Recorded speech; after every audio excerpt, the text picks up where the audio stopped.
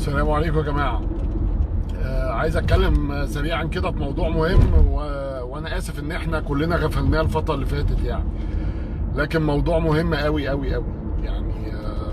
لو كنا فعلا هنقول ان في مسمى عربية غلابة، مش الملاكي، عربية الغلابة فعلا اللي عليها شغل واللي ناس بتشقى وبتتعب وبتبيع كل ما تملك. وفي ناس يعني انا اسف في اللفظ، يعني مستعد يبيع عيل من عياله بس يمتلك عربيه نقل. لو كانت التوكيلات بتحاول ترضينا احنا كناس ملاك، يعني العربيات ملاكي، قاموا عن وعي وعملوا مقاطعه، لكن احنا هنبقى مبسوطين قوي وهنفرح قوي لما اسعار العربيات الملاكي المهوله اللي زادت زيادات دون اي داعي بقت زيادات كارثيه. ايه الدبابه يا جماعه، وايه الدي ماكس، وايه الكارثه اللي بقت الاسعار العربيات دي فيها؟ ايه الاسعار اللي تجاوزت ال 300,000 و 400,000 يعني اسعار كارثيه. الناس دي يا جماعه عندها مآسي في حياتها بجد يعني. الناس دي عندها كوارث في حياتها والله علشان تمتلك عربيه تشتغل عليها يعني. انا سمعت قصه مره، انا لم اكن اتخيل ان ده موجود وبيحصل يعني، علشان الناس دي بتكافح ازاي عشان تمتلك العربيه دي يعني. في مره كنت قاعد على كافيه، القصه دي حقيقيه يعني بجد والله. ولقيت الولد اللي بيقدم الطلبات متضايق، يعني باين عليه قوي ان هو متضايق يعني، وانا عارفه كل شويه يجيب الحاجه ويقعد مهموم وبتاع. فبقول له يا ابني مالك، في ايه يا ابني، مالك النهارده يا ايهاب، في ايه؟ لقيته بيقول لي اخويا باع كليته وخد عربيه تمنايه. فانا ذهلت، قلت له ايه؟ قال لي الموضوع ده يا باشا شائع عندنا جدا في منشيه ناصر، يعني في منطقه من المناطق في مصر ممكن واحد يبيع كليته عشان ياخد العربيه التمنايه دي يعني. كارثه يعني. وانا بسال الولد اكتشفت ان الموضوع ده شائع يعني الولد كان قاعد مهموم علشان اخوه عمل كده يعني. الناس دي بتتعب قوي يا جماعه علشان كده. انا معاكم ان بعض سواقين النقل سلوكياتهم سيئه، ومعاك ان بعض سواقين، لكن الناس دي ثقافتها محدوده، والناس دي على قدها، والناس دي غلابه جدا جدا جدا جدا. خد بالك لو في جزء كبير منهم بيشرب مخدرات، هو بيشرب مخدرات عشان ينسى ديونه وعشان ينسى اللي عليه، وعشان بيفضل 24 ساعه ماشي بالعربيه، ما بيبطلش حمولات، محافظات ونقل رايح جاي وبلاوي علشان يسدد ديونه. فالناس دي بسيطه قوي يا جماعه. يا توكيلات، الناس دي مش مقاطعاكوا عن وعي، الناس دي ما تقدرش تستغنى عن لقمه العيش، الناس دي مقاطعاكوا لان اسعار عربياتكم بقت مهوله ومذهله. الناس دي متشعبطه فينا احنا يا عيني الغلابه دول، وبيلجأوا لنا مع الناس اللي مقاطعه الملاكي، الناس اللي بيركبوا عربيات عاديه، لان هم مش لاقيين حل. الناس دي ما بقتش قادره تشتري عربياتكم عشان ترضينا، وهنشكرك والله برضه. نزل عربيات الغلابه، ما تشتريش رضانا احنا الناس المثقفه اللي عندها وعي، اللي قطعتك في الملاكي عربيات الرفاهيه، وكل واحد فينا عنده عربيه او اتنين في بيته او الكلام ده، لكن هو عايز حق وعايز عدل. لكن حرام، كارثه، كارثه اللي انتوا بتعملوه في الناس دي. ارضينا ونزل لهم الاسعار، ارضينا وبص لهم، لان الناس دي بنشوف حتى عبارات ساخره كده مكتوبه على عربياتهم، على ظهر عربياتهم، احنا بنقعد نضحك، ولكن الناس دي بتنقل حالها. في واحد تلاقيه 3/4 تلاقيه كاتب اسم بنته وبنته، الامير كذا والاميره كذا، بنضحك على الكلام ده، لكن هو فعلا بيعتبر ان العربيه دي كل راس ماله في الحياه. هذا هو كل ما تركه الابناء وبنته وابنه دول، عشان كده بيكتب اسمهم على العربيه دي.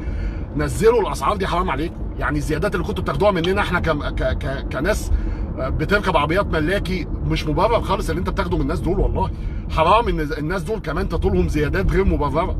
ارحموا الناس وارحم من في الارض يرحمك من في السماء. كفايه قله ادب يعني، انا اسف يعني والله، يعني كفايه قله ادب، لان ده انسان شريف، هو ما راحش يسرق ولا راح يقتل، هو ماشي في الطريق 24 ساعه، حتى لو بيشرب مخدرات بيشربها والله من اللي هو شايفه، من الويل يعني، تمام. لكن هو اختار اهو مهنه شريفه، اختار انه يبقى سواق نقل، اختار انه ينقل حمولات، اختار انه يعمل حاجه، ما اختارش ان هو يمد ايده في جيبي او يقتلني او الكلام ده، وهو ضيق ذات اليد ما دفعوش لانه يعمل عمل غير شريف. فارحموا ارجوك. لو نزلتوا والله للناس دي الاسعار هنشكركم وهنشيد بيكم جدا جدا جدا. رجاء يعني، رجاء بصوا للناس دي شويه، لان الناس دي خلاص مش عارفه تعمل ايه يعني. بيدخل لي ناس منهم كتير جدا، يعني مش عارف اعمل ايه، صعبان عليا لدرجه، ومتشعبطين فينا يا عيني، متشعبطين في مقاطعتنا. ارجوكوا ارجوكوا ارجوكوا الزيادات الغير مبرره اللي احنا كنا بنساعدكم فيها على الملاكي، ليه طالت النقل؟ ليه طالت النقل؟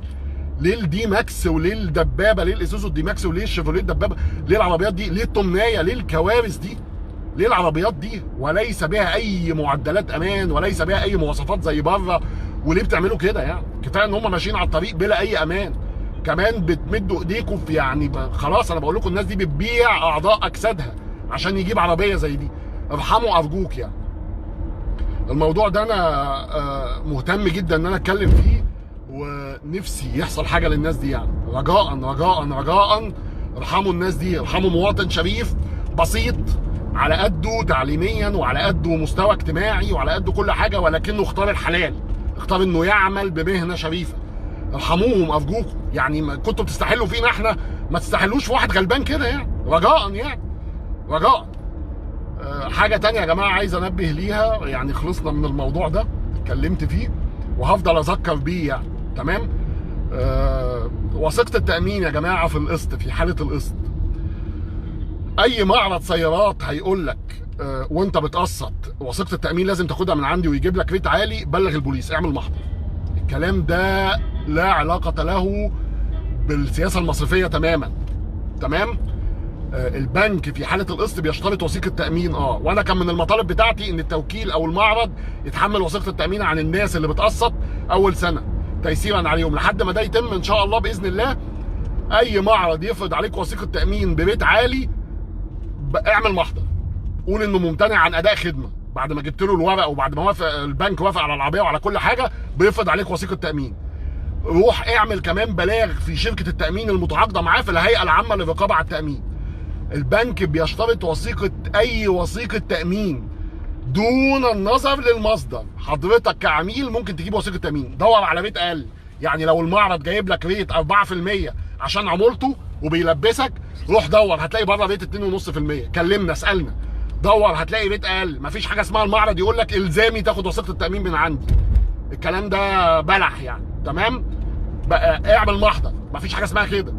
الكلام ده منافي للقانون تماما. البنك يشترط وثيقه تامين من شركه مقيده بالهيئه العامه للرقابه على التامين فقط. اي شركه دور على ريت ارخص، كفايه مصاريف، كفايه ما تتكبده عميل القسط. لو بنك بيشتغلك عشان الكوميشن بتاعه اعمل له محضر. البنك اللي يقول لك ملزم انك تاخد الوثيقه من المعرض اللي يقول لك ملزم انك تاخد الوثيقه من عندي اعمل له محضر. البنك يشترط وثيقه تامين من اي مصدر. العميل ممكن يجلب وثيقه التامين بنفسه. لا ترضخ لتلك الممارسات السيئه، اعرفوا حقوقكم. شكرا ليكم، صباح الخير.